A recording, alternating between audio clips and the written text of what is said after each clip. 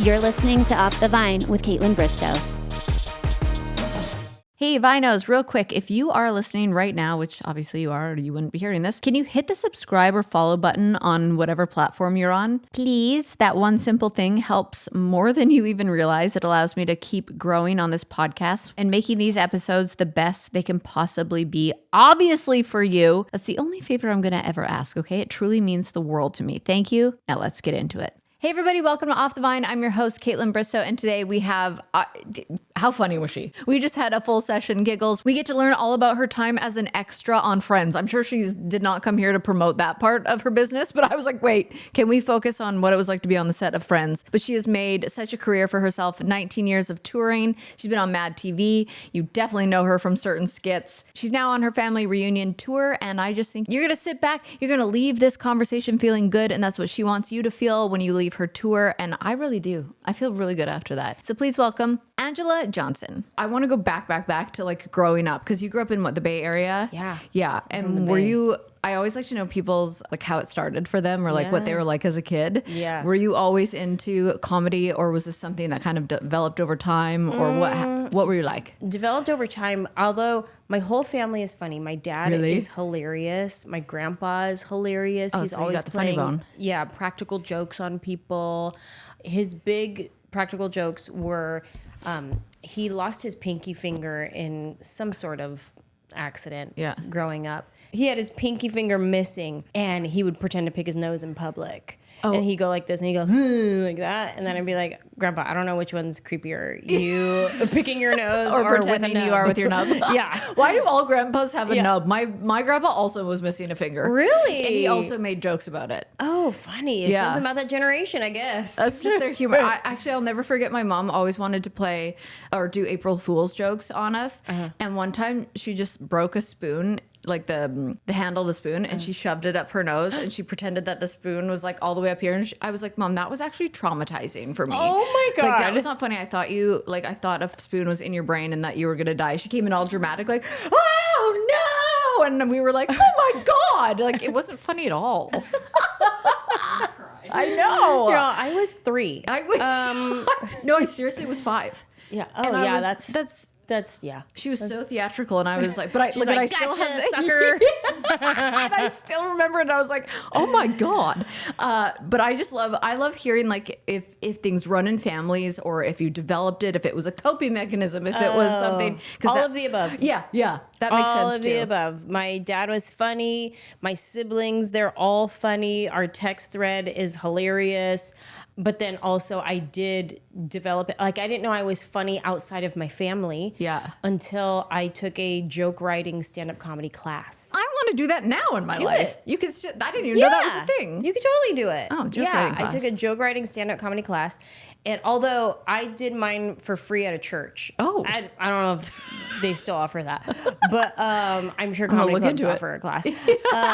So, yeah, I took a joke writing class, and then in that class, I wrote the nail salon joke. Funny. Which ended up blowing up my spot years later. And here I am, like 19 years into stand-up comedy. And I'm still laughing about that And bit. that joke is still the one. And I wrote it in a free class. Really? At Yeah. church? Yeah. Oh my gosh. That's, my mom showed me that.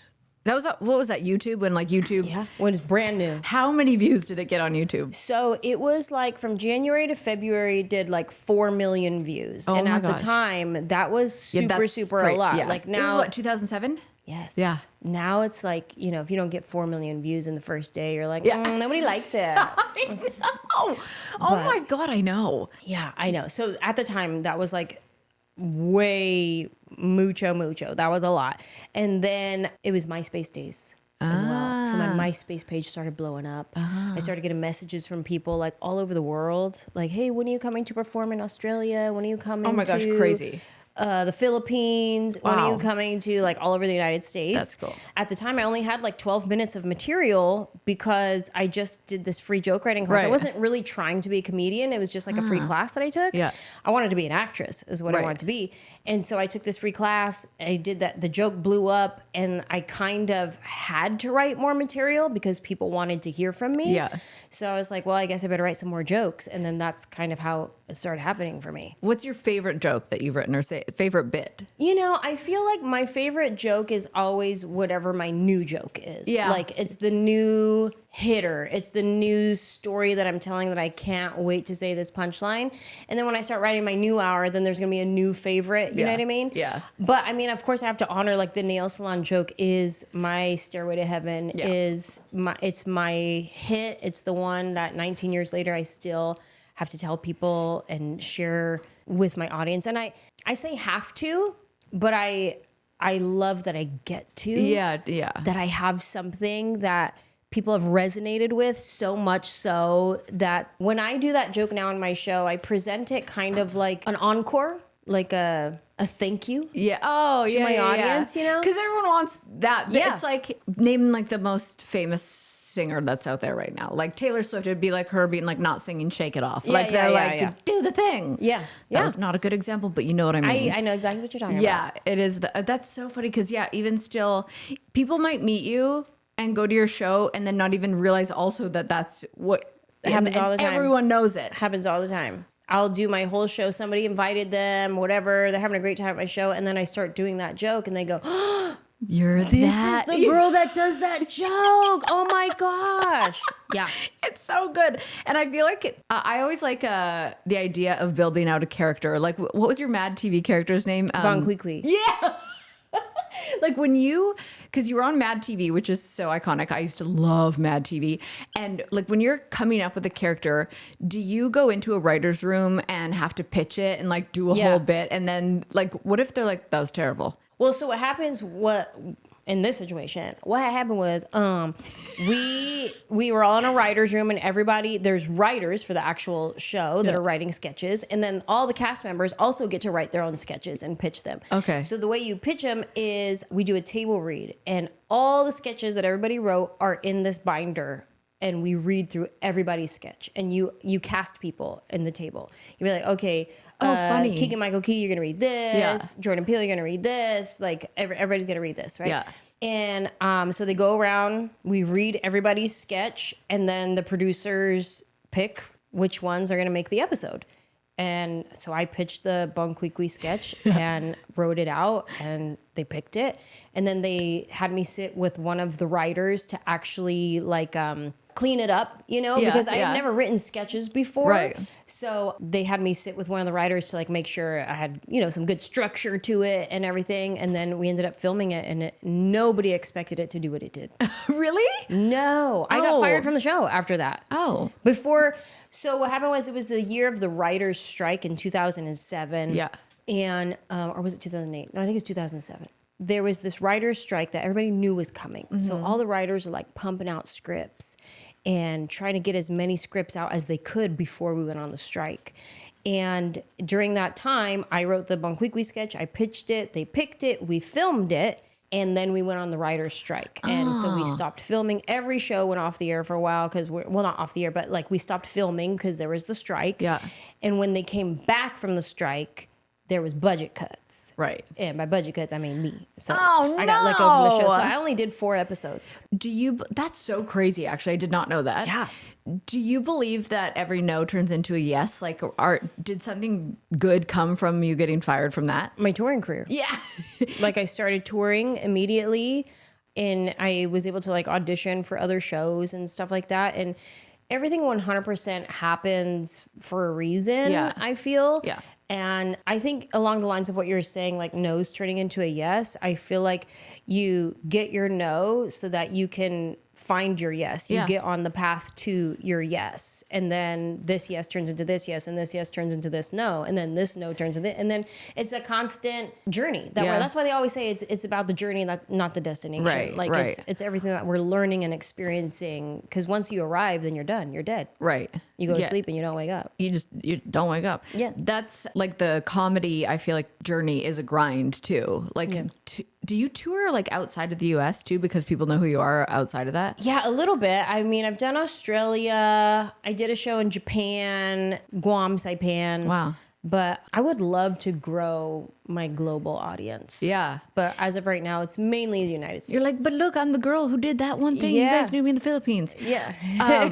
I want to rewind for a sec because I thought of something. For people who don't understand, SNL, MADtv? Like, what goes into it from start to finish, from the writer's room to pitching to like now you got like art department getting props and everything to like getting on stage? How long is that process? What does that process look like? I don't know how it works on SNL. And honestly, I don't know exactly if this is how it usually is done with MADtv, because the way we did it was we were trying to move quickly because of the strike. Like everybody knew the strike was coming. So when they told me that they picked my sketch and we were going to film it, I remember going to the hair and makeup trailer and they were just trying on different things. Do you like this? Okay. Do you like this? Okay. What if we put this right here? Okay. What if we do the bow and then this right here? And so you're just kind of like playing around with it and looking in the mirror and then being like, okay, I think she needs some sideburns. Yeah. Okay. I think, okay, what if we, and then you just start playing around with it and we're like, okay, this is look, we're good. All right, let's go. That's crazy. I feel like those kinds of shows are such a whirlwind because then then after it's done, it's on to the next. You know what I mean? Who's the first person who really believed in you as a comedian? As a comedian, I mean, I always say my sister is the one who didn't let me give up. Oh, cool. For sure. Because there was a season in my life, it was right before this nail salon video blew up. Yeah. Where, you know, I had moved to Hollywood. I started as an extra. I was an extra on Friends. Girl. Stop it. Like in the coffee shop, what were you doing? Honey, I was a regular at Central Perk. Drinking my coffee, believe it. Oh my gosh, fun. Yes, I was a regular. I was an extra for season 9 and 10. I'm going back to watch those tonight. You could go in their series yearbook. In the pictures, you can see me in the back. That's so cool. There's been times where people have posted on Instagram that they're watching Friends and then they see me in the back and they go, is this you? And I'm like, yeah, girl, it is me. Yes. Okay. Can we come back to that? Yeah. Because I have questions. Okay. Yeah. Okay. I started as an extra and then I had like a couple breaks here and there. You know, I booked a commercial, like a couple print ads, things like that. And then I'm done being an extra. I have no job. I'm on unemployment. My unemployment checks have run out. Yeah. And basically, like, everything in my life was saying, like, you tried. Yeah. But it's time to go home. Yeah. Like, you have no money. You don't have no agent. You don't have any opportunities. Let's pack it up. Right.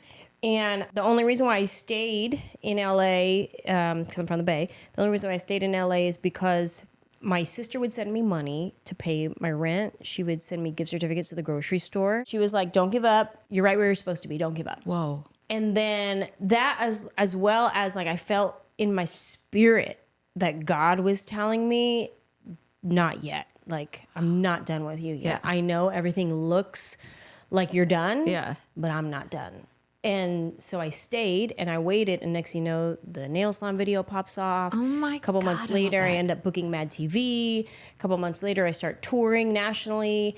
So it's like from January 2007, where I had nothing to my name, no money, no agent, no auditions, to the end of the year, I'm on this hit television show, MADtv. I'm touring as a comedian. Like, my life had completely changed just in that 1 year. It's so crazy that you had a feeling too. I've had that feeling.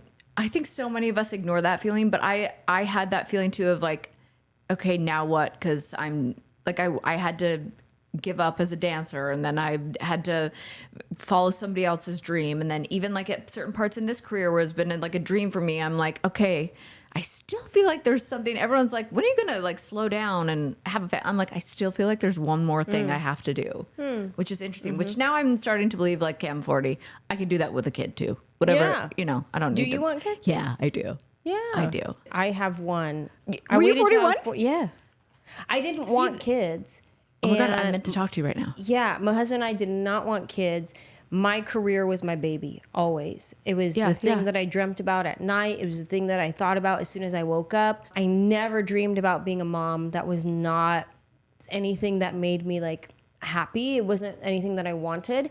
Not that I was like super against it to where I was like, oh, tie my tubes or whatever. Yeah. I was just like, tie my tubes. Yeah. It was just not something I thought about. Yeah. And all my friends would always tell me, all my friends had kids, and they would always tell me like how rewarding it was. And I was like, nah, like this is what I want to do, like my acting and whatever. Then COVID happened. Yeah. And everyone was home, and there were no auditions, there were no tours, there was nothing happening. And I had this feeling of, if I never go back to acting, if I never book another gig, if I never tour again, I think I'll be okay. Yeah. I did it and it was fun and I think I'll be okay. And I never in my life thought that I would get to a point where the thing that I thought was so important to me, I was okay saying goodbye to it. And the thing that I thought was so fulfilling, turns out it wasn't as fulfilling as I thought. And I was like, oh shoot, did I mess up? Should I have had kids? Yeah. I don't even know if I have any options. Right. Like, I don't even know if I got eggs. Yeah, because we're told that like that's a geriatric pregnancy, which sounds so much worse than it is. But yeah. So I was 38 at the time. Yeah. And I was like, well, let me go to the doctor and see if I even have eggs, because I've never looked into it because I never had a desire. Right. And ran all kinds of tests, and they were like, yes, your levels are like, you still have some stuff going on, but it's low. Everything's low. So you got to hurry up, whatever you want to do. Yeah. So I was like, all right, let me save my eggs at least. Let me do that. So I started going through the process of saving my eggs. Like freezing them? Yeah. Freezing my eggs. Yeah. And then as I was going through that process, I kept getting more bad news. And it would be like, okay, you have 12 eggs. I'm like, okay, that's a good number. And then every week that I would come back for my ultrasound appointment, they'd be like, okay, actually you only have 8. Okay, you have 6 eggs. Okay, actually you only... Then when they go in to extract them, they're like, okay, we got 2. Oh. So I'm like, oh, that's interesting. My friend over here got 16 eggs, you know, and I'm like, all right, so now I got to do it again. Yeah. And then I only got 3. And so as I kept going through this process, they were just like, I don't know that this is for you. Right. Like, we just want to prepare you. This may not be for you. Right.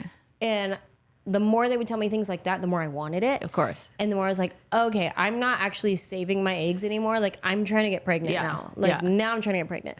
And then through that process, I found out I had fibroids, which I know you talked about your fibroids. Yes. And I always knew I had fibroids from when I was like in my early 20s. And at the time, she told me there was like the top of a pencil eraser, like it was real small. I didn't realize fibroids continue to grow. Yes. I didn't know that. So this whole time, here I am in my late 30s, I thought I had this little pencil eraser fibroid when it was in there. what, like a grapefruit? It was huge. And it was right where, like, if I wanted to get pregnant, you had to remove it. That's the same with me, yeah. So they're like, this has to be removed if you want to get pregnant. Yeah. So then I had to go through the whole process of, like, getting my fibroids removed. So then I go in to get my fibroids removed, and they have to do a myomectomy surgery. And they're like, okay, if we do this myomectomy, you cannot go into labor. You have to have a C-section. Oh. Because they're about to damage my uterus in a way that, like, if the labor could, like, rupture my uterus, and there goes your baby floating up into your chest cavity. So they're like, you cannot labor, you would have to have a C-section. I'm like, all right, that's fine. I can't even get pregnant if you don't take it out. And you're telling me the only way to do it is the myomectomy. So they prepared me for this like 3 to 4 hour surgery, myomectomy, and they go in there. I end up being under for 9 hours. Oh my gosh. Because they found endometriosis everywhere in my body. You must have just had the most painful periods of all time. Painful, but I feel like my sisters are worse. Like, her periods would take, she had to call in sick for work, so she must have endometriosis worse than I had it. Yeah. But I mean, that's how our medical system goes. She won't be able to go check, the whole thing. Yeah. So anyway, they go in, they end up taking out all this endometriosis out of my body, and I go to do my egg retrieval again, and they only get 3 eggs, so I get a total of 5. And these are 5 that you don't even know if they're good. Right. Okay. So then we go to combine them with my husband's sperm to make embryos. Yeah. And when we first started this process, we're a couple years in now at this point. When we first started the process, they test us to make sure like our genes are compatible, that whole thing. Mm-hmm. And then they test his sperm, and it's like billion count sperm, like he has healthy sperm. Yeah. It's great. When they go to combine his sperm with my egg, they realize his sperm is at a 0 count. Why? It's not even that they're dead, it's that there's none. There's no sperm. And we're like, wait, what do you mean? So then he had to go to a specialist to find out, like, what's going on. We started this. He had billion count sperm. How do you tell me he has 0 count? Turns out my husband was on testosterone supplements. And those testosterone supplements were telling his body not to make sperm, because testosterone makes your sperm. Right. You're putting in a foreign testosterone, so it's like, oh, we got this. Don't worry about it. So we don't need to make any more sperm. So he was shooting blanks basically. Whoa. Because he had been taking testosterone supplements. So then we had to wait because the life cycle of sperm, I think, is like 90 days or something like that. So that this is a whole science episode now. Yeah, no, I'm learning so much. And not even like a good, accurate science. It's like a homegirl science episode. So I think it's like 30 or 90 days. I'm not quite sure. But anyway, so like he had to wait. And so we had waited, and we had to wait for his sperm to come back. And finally, when his sperm came back, they do the combination, whatever. We only get 3 embryos.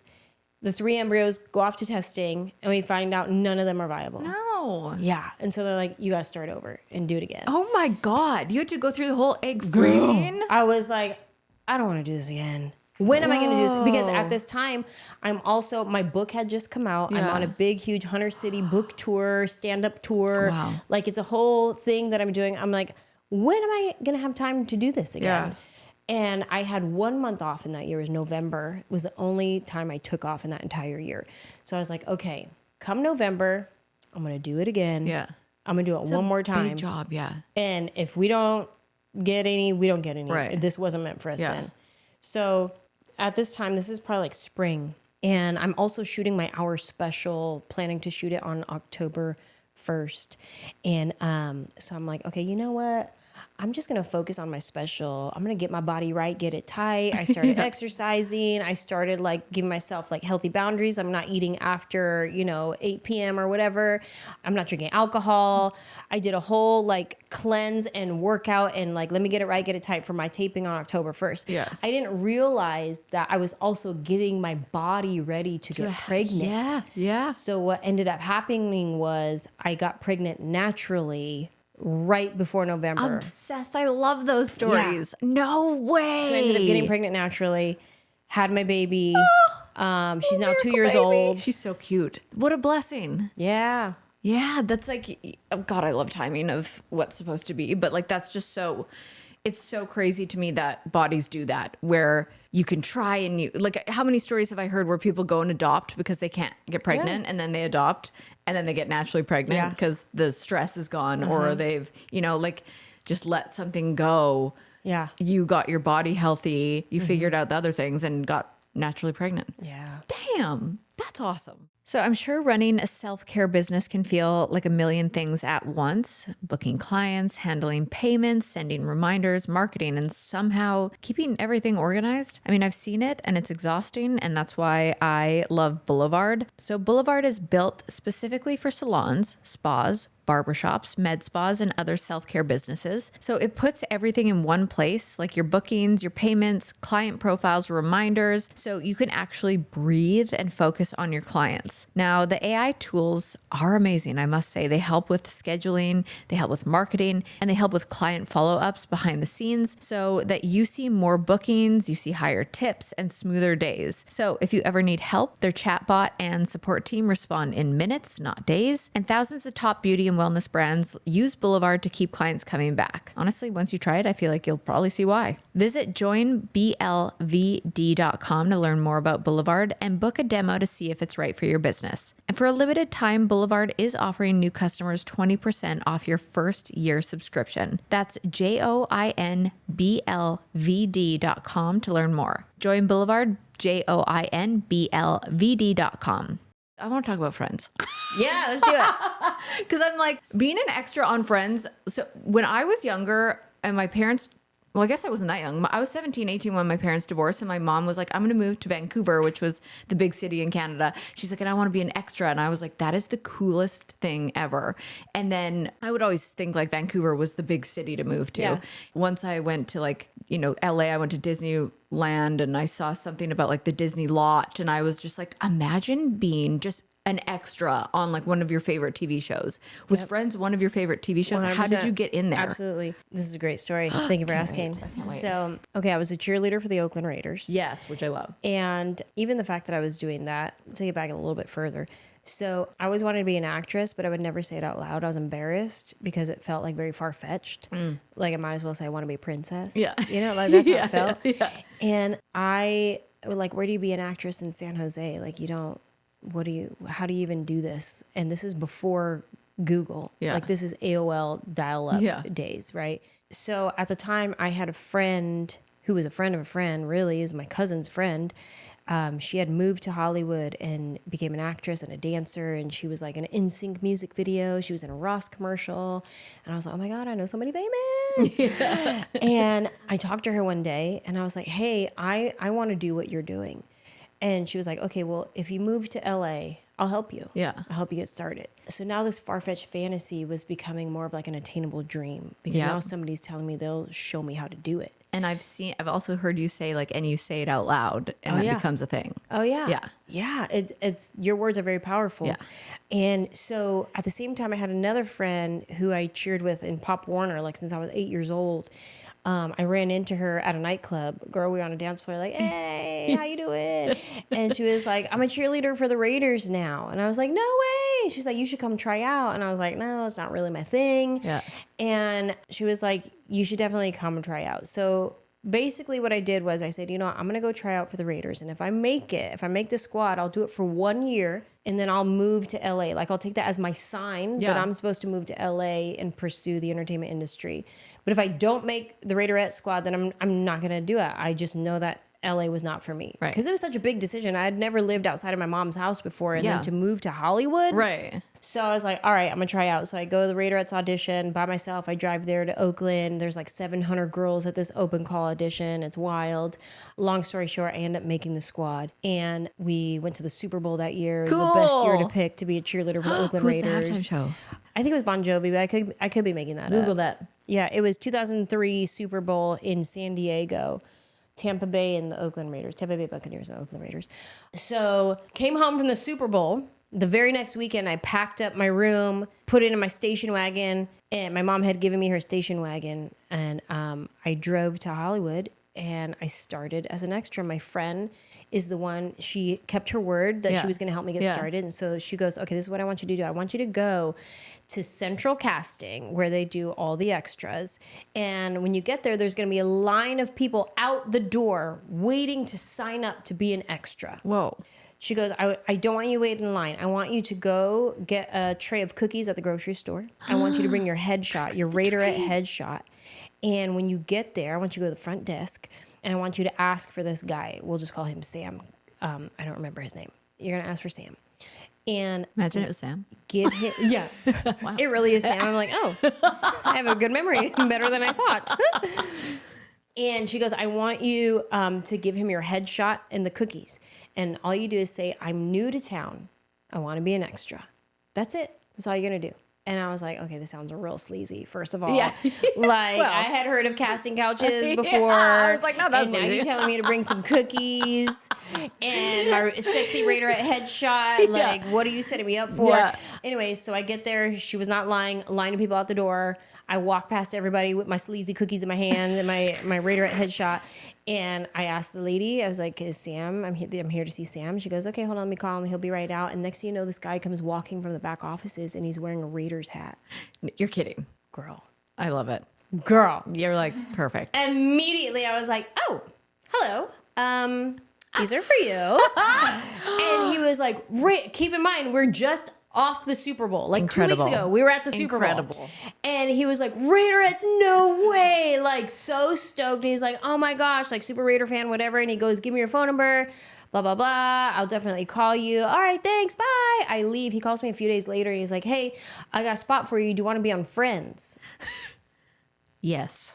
You mean my favorite show of all time? Yeah.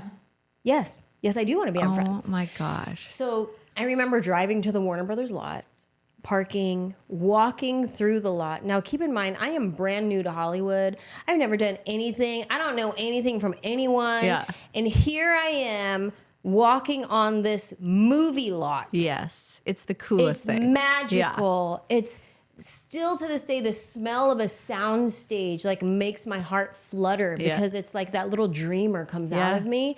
And I remember walking past all these sound stages and that everybody's like doing something. They're making a movie, they're making a TV show, blah, blah, blah, blah, blah. And then here I am and I walk onto the set and there's Joey's apartment, Joey and Chandler's apartment. There's the girls' apartment. There's Central Perk. And I'm just this little girl from San Jose. How did I even get here? What am I even doing? What? How is this my life? And I was just an extra. And it was like, I made it. Yeah, I would feel the same. I'm living my dream. Do extras get paid? Yeah. Okay, so if you're non-union, you get paid $65 a day. Oh. Rich. Wow. Let me tell you. Shit. And then union was $125, I think. I don't know what it is today. A day? Like how long is the filming days? Long. Oh my gosh. Hours. Like you're there. And then of course you get overtime if you stay longer than that. But I loved it. I have a question. Why do they never have liquid in cups on set? Like I get that you don't want to spill, but what if it's just water? Why? Like Grey's Anatomy drives me nuts when they like go to pick up like and a there's coffee no cup weight and to it's it. Like, they're like, girl, that's one of my pet peeves. Yeah, I cannot stand it. Any crime show that I watch and they always have coffee and they're like, here, I got you a coffee or whatever. It's like and it's clearly like, air. no. It pisses me off. I'm like, at least put this much water in it so there's some weight Give me to some it. weight. Why? Or put like a weight in there. Yeah, yes. Why haven't they thought of that? Like a little sandbag. Yeah. Why don't they do that? Do you know why? I don't. Like, obviously, we don't want to spill, but that's going to look a hell of a lot better. That we're going to, I know. Weird. So, Central Perk, you're sitting there. Yeah. Do you get to see all the, like, everything, the bloopers? What was your favorite blooper moment you saw on Friends? I don't know what a favorite blooper is, but I do remember just watching them work and learning how they talk to the crew, how they work on their lines, but also keep in mind, this is season 9 and 10. This is towards the end of the show. That's like the bottom. Those are my favorite seasons. So they're in their rhythm. They've got it. Yeah. It's not like they're not trying to learn and practice. Like if they would like skip a line or something, then somebody would run in and they'd like read it really quick and they'd be like, okay, got it, right?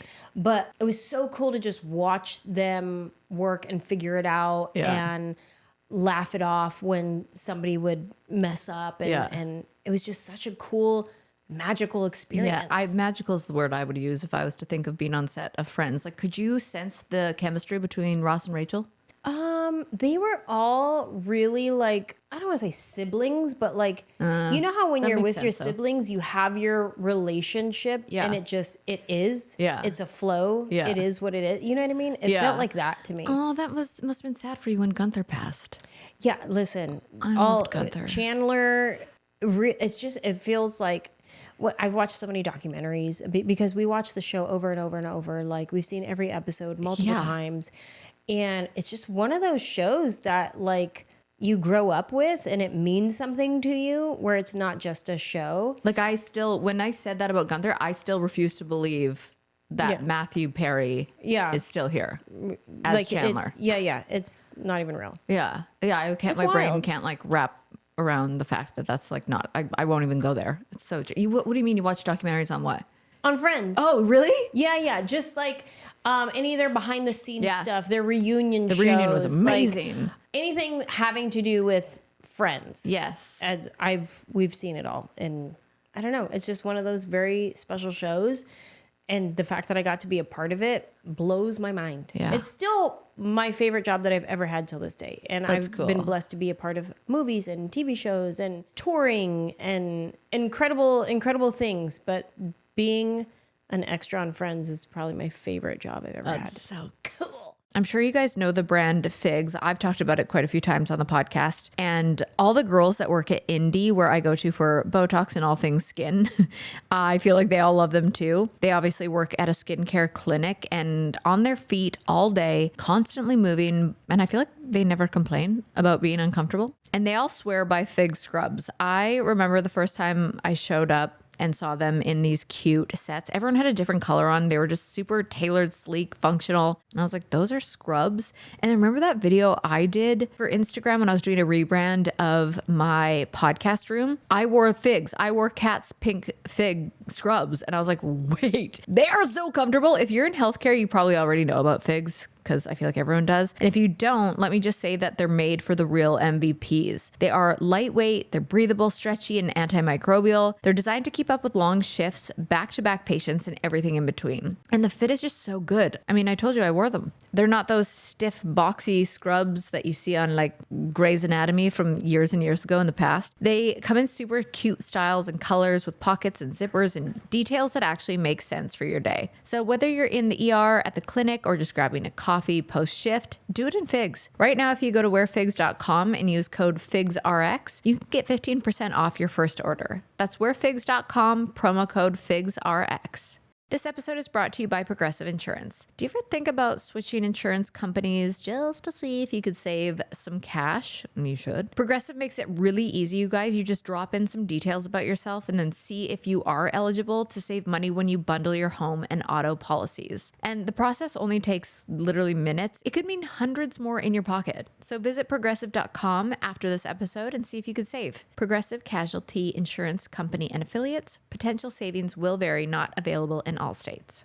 Is this tour happening right now? Yes. Okay, Yeah. so what does family reunion mean in the context of this tour? Okay, so it's twofold. One is I'm bringing my family with me for the first time. Amazing. So I'm on a tour bus with a toddler, my husband, a nanny, a road manager, an opener comic, a videographer. Like we're all like a happy family touring the country. So it's like our family reunion. But it's like I've been touring for 19 years. Wow. And I'm coming back to some new cities, but a lot of the same cities I've been coming to over the years, and I see some of the same fans, some new fans. Oh, you're like reconnecting. And it's like I'm having my own family reunion in every city across America that I'm going to. And because it's like my fans become my family. Yeah. And they've been a part of this journey since I was, just a viral clip on YouTube. Yeah. And here I am working on my 7th 1-hour special. And so it's like, and it's a family friendly show. Yeah. So it's like, bring your family to my family reunion is what it is. And so I'm doing all these little mini family reunions across the country. Oh my God, that's actually so cool because 19 years, you really do build a community of people that will come back and watch your shows again. Because obviously you have different material. Yeah. So like they want to know. Yeah. That's so cool. And there's a lot of new fans. Like every show I ask, like who's been to a show before and who this is your first time at my show. And it's like wild how many people it's their first time at my show. But then there'll be times where like I'm doing my show and I can look in the audience and I recognize a fan that I've seen before. Like every time I come to this city, you're there and you're in the front. You're within the first few rows. Like I'm thinking of this one girl particularly in New York. She's a redhead girl. I can't think of her name right now in the moment, but she's come to every show that I've done in New York. That's and then I'll awesome. do my show. I see her in the audience. I'm like, oh my God, there's you again. Like, thank you so much. Yeah. You came back. Thank you. I love that. It's very cool. I even just get a little taste of that with my podcast, and I've done a few tours just podcasting, and I'm like, I feel like I know them, and I'm like, it's just the fact that like you're watching me right now in your living room or wherever you are, and then you get to come. It's so personal when you get to do a tour because it's much more intimate. You get to actually meet faces and people that are like so supportive and kind. Yeah. In a world where the internet is not kind, you just you seek out the kind ones, and they're right in front of you, and all the support and love is in one room, and it just feels so electric. Yeah. That's awesome. And having your little sweet baby be too and a part of it is gonna. What's something that you're like, you know what? This is going to test me. Not just even as a mom. Like, what is like your fear of touring with the family and like Getting sick. In a tour bus. Yeah. So we had a virus. If one person on the bus gets sick, the whole bus gets sick. Mm-hmm. Luckily, this one virus that went through the bus, it only went through 3 people and then it stopped. Thank God, because it was a nasty because you can't virus. poop on buses either. So if can't. you have sickness that way, that's right. Yeah, you got to like find a plastic bag. So luckily, I know from experience. The first person that got it, it was on our off days in Texas. Okay. Then the second person that got it, it was on our off days in the different city in Texas. And then my daughter got it. No. So honey. I know. Luckily, she got a diaper, so that was all right. But poor thing, that was her first like real big virus that she got. And then my husband got it. Oh gosh. And you're just like waiting. And once he got it, I was like, well, yeah. Scary. I get ready to cancel some shows because Yeah. I'm not going to be, you know, in the middle of a joke and then I got to go do diarrhea. You know what I mean? Like do diarrhea. I gotta go do diarrhea. Yeah. That's not going to happen. Yeah. So on the off days, I felt bad too because we went to go visit our friends and stay at their house for our off days. They're like, yeah, come stay with us in Texas. They're in San Antonio. We're like, we're gonna come stay with you with the baby and everything. As soon as we get there, my husband gets a fever. No. He starts diarrhea. Oh, jeez. And it's like, and I'm like, I'm so sorry. We brought a virus to your house. Like, this is awful. Like, I hate us for you. Like, I'm so sorry. And they were so generous and kind. Like, don't worry about it. Like, getting us soups and everything, take care of him. But now my husband, he's quarantined in the room. I'm sleeping on the couch now. Yeah. And I'm like, oh my God, these are my off days. I'm supposed to be resting. I'm over here on a couch trying not to get a virus. And then I did every homeopathic thing possible. I went and did red light therapy. I did an IV. I did a vitamin IV. I did all the things to help me not get sick. And I didn't get sick. Amazing. I don't know how it happened. Well, you did all the things. Thank God. I did all the things. There you go. That goes to show that doing all the things will help you not do all the things. Just go do all the things, guys. Hey, if you guys are feeling sick, do all the things. This is a medical podcast, so just if you need advice on anything, come to us. Surgeon General's wording. Yeah. What is like a non-negotiable that you bring on the tour bus that you need to have? Well, I bring my own pillow. I have that cube side sleeping pillow. Yes, yeah. So I bring my own pillow. Yeah. I bring my robe. Your robe, yeah. I'm always wearing my robe. Do you know in Canada we call that a house coat? What? A house coat. A house coat. Isn't that funny? I mean, it makes sense. Yeah, it's a coat. That It you wear in the really house. is. Yeah, It's a house coat, but it's a robe. yeah, it's a robe. Fair enough. Yeah, I know. And then now with my daughter, forget it. It's about her her bus. Yeah, it is all about her. Yeah. Absolutely. What is like the most unexpected, craziest thing that's happened to you on stage? Have you ever had it? Like, I've seen some crazy stuff on TikTok, of course, where like somebody got charged on a stage once, or somebody was like so drunk and said something stupid and had to get kicked out. Like, what's the craziest thing? Because 19 years of touring, there must be. I was doing a show, and my character Bon Qui Qui used to do music. She has an album. She did music. And so at the time, I was still promoting her music. So I would do my stand-up show. So funny. At the end of my show, I would do one of her songs. Yeah. Right? And I was on stage, and I was on the left side of the stage, and I was playing towards the audience over here, and there's music, so I can't really hear what's happening. Yeah. And I turn around, and there's some guy right here on stage.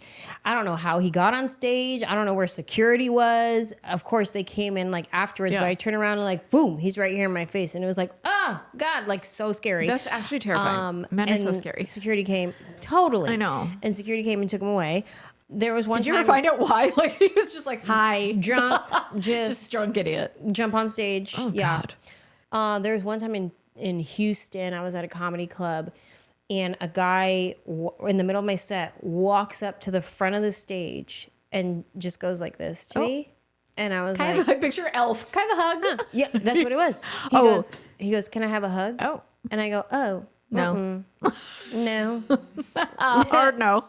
Full Hard body pass. no. Yeah. Oh my gosh. Yeah. That's, I mean, talk about like protecting your energy. I'm thinking of like, it's so exhausting and rewarding doing what you love, being a mom, having this career. But how do you personally protect your peace? Because it's a lot. You have to be on at certain times, and then you have to really be off, but then you're on as a mom. Yeah. I don't know how you do it. It's exhausting. Bow down. Thanks, Queen. Yeah. It's exhausting. Yeah. How do I protect my peace? I think boundaries and knowing my limits. Yeah. And being able to say no to things. Like, I used to sell a meet and greet ticket at every show. I did for the summertime shows because my daughter wasn't with me. Right. But when I'm on the bus, I decided not to sell a meet and greet ticket because I need to conserve energy for my daughter. For sure.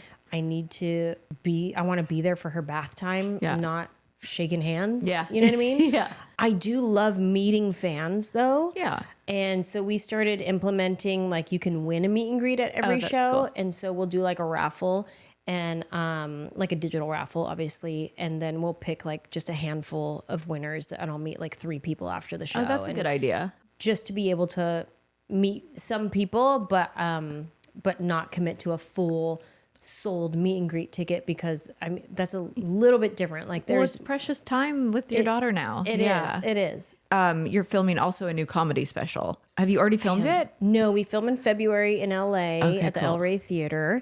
But this is my hour that I'm touring with right now. So I'm touring with it and we film it in February. Cool. And then I have like a few more shows after that taping and then the tour's done. So where can people find tickets to come to your tour? My website, Anjelah.com. And we're doing, my fall leg is like the Northeast, the Midwest. And then in the winter, January, February, we're doing all the West Coast, like Seattle, Oregon, going all through Washington, all through Oregon, going through California, and we'll be doing all that like at the top of the year. And what do you think fans, or what I guess you hope fans take away from the show? You know what? I really just hope fans walk away feeling good. Yeah. It's hard to do these days. Isn't it so funny that's like, I just want somebody to feel good. Yeah. For a change. I want people to walk out of the show and just feel good. Yes. And let that goodness be contagious and that they would like take it home to their family, to their workplace, to their friends, and whatever goodness they received at my show, that I just want it to like bleed into everything in their life. Yeah. And that just goodness would just like marinate in every city that I go to. Oh, that's nice. Who makes you laugh the hardest? I mean, my daughter, my husband and I laugh a lot. My siblings. Yeah. Yeah, your family Definitely sounds funny. my siblings. My brother, Sonny, he and I will call each other just to say something stupid.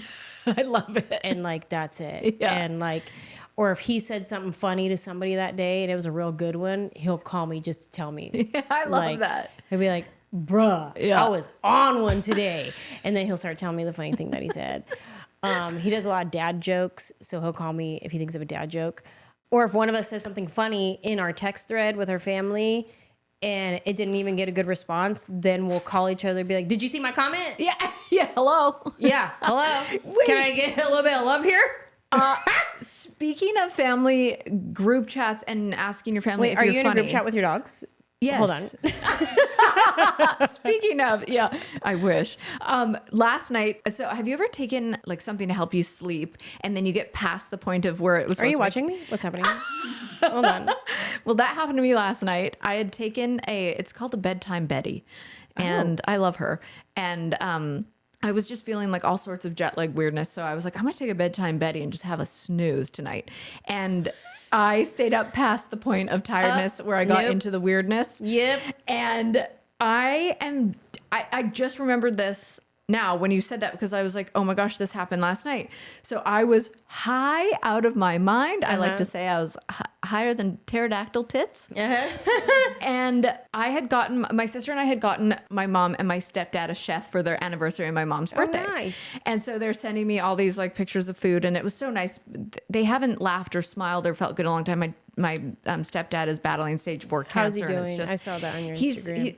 Up and down, like very up and down. He's got diverticulitis, so the chemo pills really affect that. And it's just, I was just so happy, and I was like, I should be going to sleep, but like I am smiling ear to ear and laughing. And then my stepdad was asking if he could lick the bowl, if that's like etiquette to lick the bowl, because he loved the chocolate dessert so much. And I was like this was funny in my mind. I said, it is actually etiquette. It would be rude if he didn't. It's called the Belgium lick. It started in Belgium. That's what Belgians do.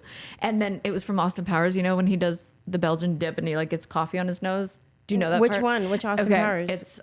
I'll show you. What? Milk nose. Milk nose. I know. I know. Meant to. That's how we drink it in Belgium. Called a Belgian dip. Dr. Evil. Okay, so I was like trying to do that. My sister caught on to it, but my mom didn't. And then my mom just like, they continued on talking. I went, hey, did anyone want to acknowledge my joke I just made? This is what my mom sends back. Talking about funny running in the family. This is my mom's humor. Oh, no. I get it now. Yeah, Mom's got to figure it out. I get to lick it off her face now. I was like, I'm sorry, but this photo just needs to be zoomed in on. My mom committed to the bit and did a Belgian dip. And she didn't realize your stepdad was also going to commit real hard to that bit, too. I was like, all right, shut the camera off now. But then I was laughing so hard. Listen to my mom's voice note. That's a good And cackle. that just warmed my whole heart. That's just a hearing good her laugh cackle. like that. But I was like, I can't breathe, guys. I'm way too high for this conversation right now. And my mom goes, "What? You get high?" And then I was like, "I'm going to bed. I'm not doing this." But it was What, so you funny. get high? I was like, yeah, night. But it was so funny because the group chat just was so funny, and we were all laughing, and I was so happy. And my mom literally put whipped cream all over her face just to look like she was doing the Belgian dip. And I love it. And I just think that weirdness is the best. Yeah. Yeah, I like getting weird. Yeah. Yeah. All right. Well, I can't wait to come on yours tomorrow. I know. This is exciting. It's Back gonna to be so- back. I Look love at us. it. You're going to see the drive, how close it is. I when love you go to that. my house. I love convenience so much. Girl, same. So I'm going to be coming on your podcast Yes. tomorrow, Yeah. Fungela. And is that pretty much where everyone can find podcasts? What do people get when they listen to Fungela? Yeah. Okay. So Fungela, the premise of my podcast is gratitude. Yes, I love that. And so everybody who comes on the podcast, we do our one MADtitude. That's the thing that's making you mad these days. What's Loud. getting on your nerves? Yeah. What's under your skin? What is your MADtitude? And then we let it go and we move into gratitude. We talk about 5 things that we're grateful for. And then we just have like an amazing conversation via those 5 things. And Yeah. sometimes it's something from childhood. It's something from yesterday you found $20 in the parking lot, to a mentor you had in 3rd grade, to the person who gave you your big break, to your mom who blah, blah, blah, blah, blah, you know, whatever. great. And then it's so fun getting to know people through the lens of gratitude. Yeah. You know, yeah, that's because a good point. we could have any old conversation. I could have a 2-hour podcast on Matitude. Oh yeah. Yeah. Yeah. Sometimes we do stick around on the Matitudes for a little bit. If But that's somebody got a because good you're one. getting it out there and you're letting it go. Yeah. Moving on. But it's very cool to get to know different people, actors, comedians, chefs, whoever, musicians, whoever comes on the phone, but on the podcast, but getting to know them through the lens of gratitude it's been fun. Yeah, that's really cool. Oh, I'm excited. Well, everybody go listen to the pod and find you on tour wherever you're going through. Go to my website, Anjelah.com. Yes. But how do you spell it? Because it's not normal Angela. ANJELAH. Did you just do that in sign language too? Yes, I did. That was amazing. Because I was like, when you said it the first time, I was like, but wait. Yeah. Okay, well, thank you so much. I'll see you tomorrow. Yeah. See you tomorrow.